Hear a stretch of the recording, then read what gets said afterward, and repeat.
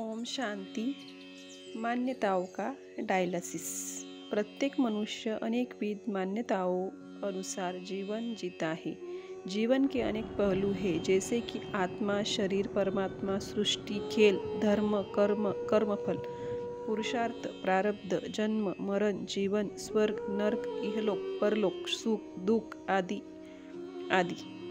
अब हर पहलू से संबंधित हर एक की अपनी अपनी मान्यताएं होती है। वो मान्यता उनके अपने मन की होती है या औरों से मिली हुई होती है। हमें परिवार की तरफ से, शिक्षा से, समाज से, धर्म संप्रदायों से विभिन्न मान्यताएं मिली है। जैसी मान्यताएं वैसा व्यवहार।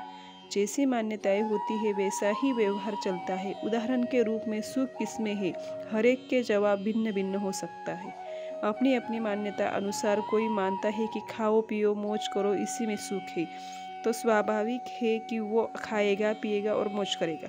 अगर कोई यह मानता है कि दूसरों के लिए थोड़ा भी कुछ अच्छा करना, सेवा सहयोग देना, उसमें सुख अनुभव होता है, तो वो केवल अपना नहीं सोचेगा, स्व केंद्रीय नहीं बनेगा, औरों के लिए कुछ न कुछ सेवा कार्य करेगा। आवश्यक है कि हम मान्यताओं को सही करें। अगर हमारी मान्यताएं गलत है या अयथार्थ है तो हमारा जीवन भी गलत ही चलता रहेगा। मान्यताएं सही है तो व्यवहार भी सही चलेगा।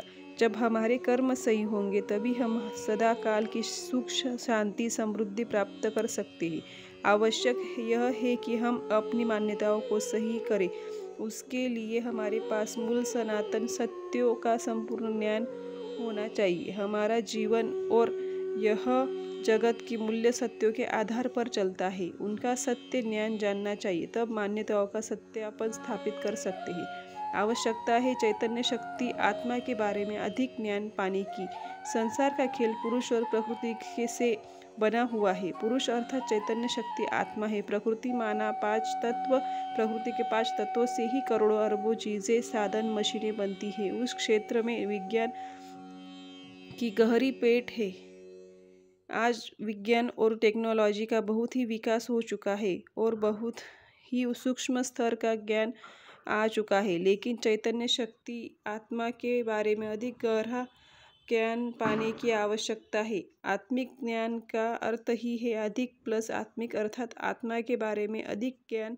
आत्मा संबंधित अधिक ज्ञान प्राप्त करने के लिए हमारे भारत देश के ऋषि मुनियों, योगियों, अध्यात्मवेताओं ने बहुत प्रयास किया। उन्होंने दूर दराज के जंगलों व गिरी कंदराओं में जाकर साधना की तथा अपनी अपनी पवित्रता और बुद्धिमत्ता के अनुसार वो स्मृति में आया और जो कुछ सुना उस आधार पर शास्त्रों की रचना हुई।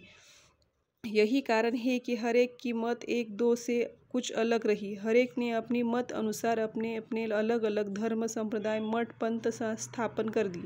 परिणाम हम देख रहे हैं कि मूल सत्यों के बारे में मामला और उलझ गया। सामान्य जनता और अधिक भटक गई। मनमत और भावना की बातों में अनेक मतांतर और लड़ाई झगड़े होने लगे। सत्य तो स्पष्ट हुआ ही नहीं और ही मेरा तेरा, मैं तू में ही विश्व व्यस्त हो गया।